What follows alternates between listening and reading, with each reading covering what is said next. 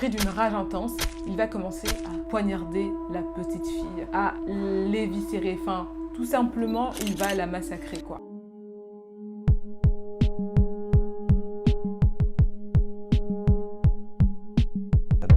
The usual dissection of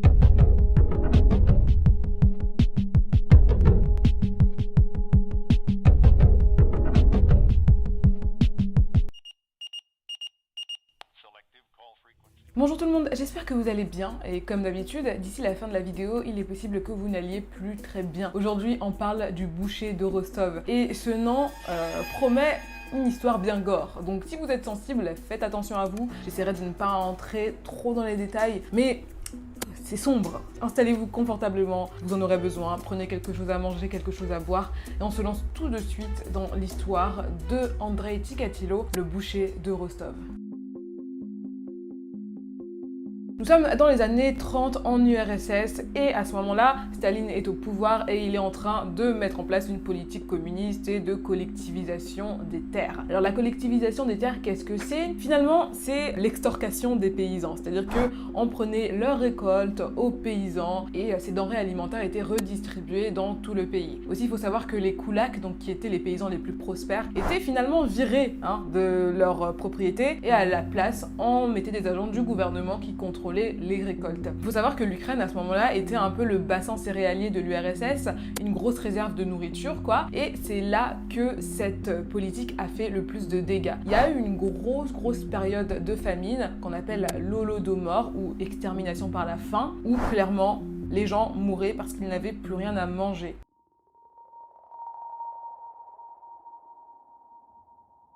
C'est dans ce contexte très joyeux que naît Andrei Chikatilo le 16 octobre 1936 à Yablochne en Ukraine. Et Andrei Chikatilo, clairement, sa vie a commencé assez mal. Dès la naissance, il a souffert d'hydrocéphalie. Qu'est-ce que l'hydrocéphalie? C'est une accumulation du liquide céphalo-rachidien dans le cerveau et ça crée une grosse pression. Les parents d'Andrei étaient fermiers, mais comme tous les paysans aux alentours, ils n'étaient absolument pas payés pour le fruit de leur travail et tout ce qu'ils avaient le droit de faire était de cultiver une petite parcelle de terrain et le fruit de cette récolte leur permettait de se nourrir, mais de se nourrir très mal. Ils mangeaient apparemment vraiment très peu, parfois ils mangeaient même de l'herbe. Andrei lui-même a dit qu'il n'avait pas mangé de pain avant l'âge de 12 ans. C'est pour vous dire un petit peu l'état de détresse de cette famille. La mère d'Andrei, elle était souvent mélancolique. Bon, en même temps, t'es dans l'URSS de Staline et que t'es paysan, donc tu te fais un peu frapper par le gouvernement. Mais en réalité, ce n'était pas à cause de sa vie difficile qu'elle était mélancolique. Pas que à cause de ça. En réalité, elle cachait un lourd secret qu'elle a avoué à son fils un jour. Elle lui a dit, écoute Andrei, tu avais un grand frère, il s'appelait Stéphane, il avait 4 ans. Et un jour, Stéphane jouait dehors, tranquillement. Des voisins sont venus l'attraper, l'ont kidnappé. Et l'ont kidnappé pourquoi? Pour le manger. Là, vous allez me dire, mais qu'est-ce que tu racontes? Cette histoire est tirée par les cheveux, mais en réalité, c'est une histoire qui n'est pas si tirée par les cheveux que ça, parce que dans cette période de famine, il n'était pas rare que des adultes, des enfants disparaissent pour être tués et revendus en tant que viande, finalement. C'est horrible, je sais, mais l'Holodomor, c'était vraiment une période de famine extrême, à situation extrême, moyen extrême. Alors il est difficile de prouver l'existence de Stéphane puisque dans ce contexte un petit peu chaotique, eh bien il n'y avait pas de registre de naissance, de mort, peut-être même que Stéphane n'avait jamais été enregistré auprès d'une mairie, mais cette histoire est donc très probable. Et surtout, c'est un récit qui a beaucoup traumatisé Andrei et qui, je pense, l'a forgé pour le futur.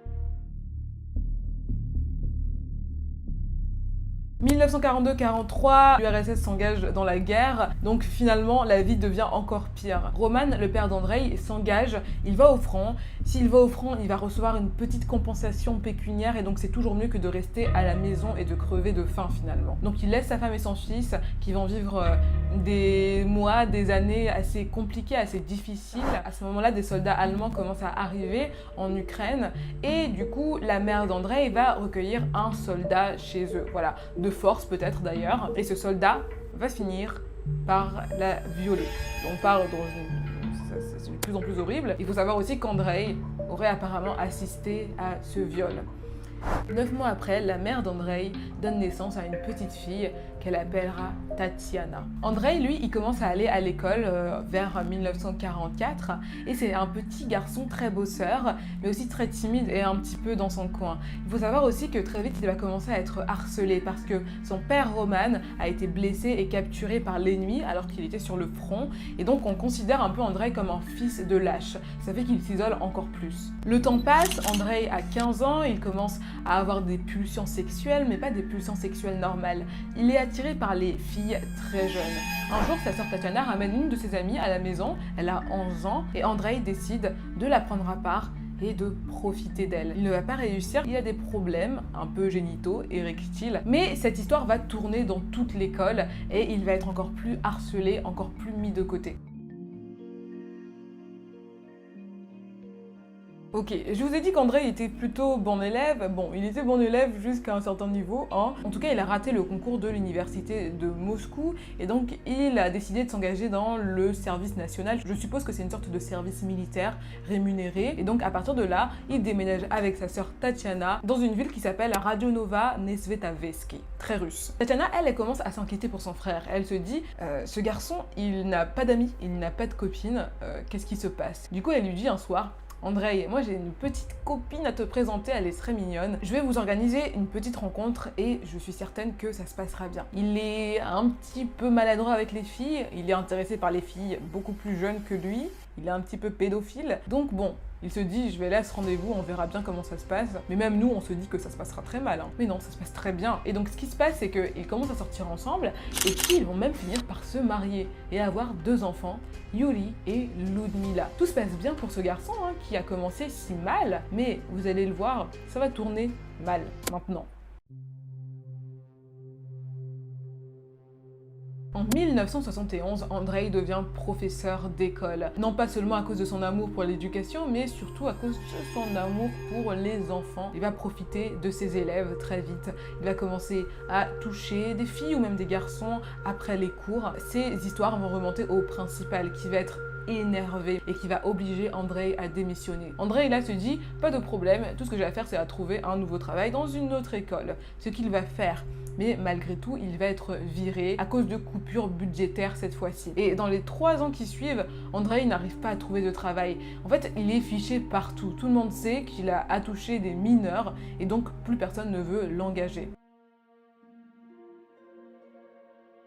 En septembre 1979, il déménage avec sa petite famille à Shakhty, toujours dans le comté de Rostov. Hein. Et ce déménagement a été comme le déclencheur de ses pulsions de meurtre. Un jour, il se promène tranquillement et il rencontre une petite fille qui a 9 ans. Elle s'appelle Yelena, elle est toute seule. Et donc Andrei, je ne sais par quel stratagème, réussit à l'attirer un petit peu à l'écart, dans une zone assez boisée.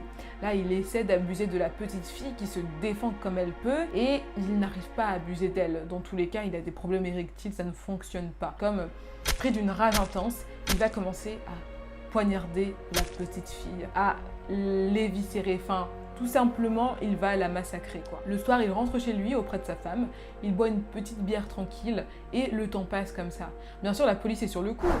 Qui a tué cette petite fille? Qu'est-ce qui se passe? Il y a énormément de témoins qui ont vu Andrei avec la petite fille et ils le reportent à la police. La police va donc interroger Andrei, mais sa femme va dire, écoutez, commencez même pas, Andrei il était avec moi ce soir-là, il n'a absolument rien fait, ce n'est pas lui le coupable. La police va dire, bon, on se base sur ça. Et en fait, ils avaient déjà un suspect en tête. Suspect qu'ils vont interroger de manière très musclée. C'était un jeune homme de 25 ans qui s'appelait Alexander. Et ils vont le faire avouer. Et après l'avoir fait avouer, ils vont l'exécuter.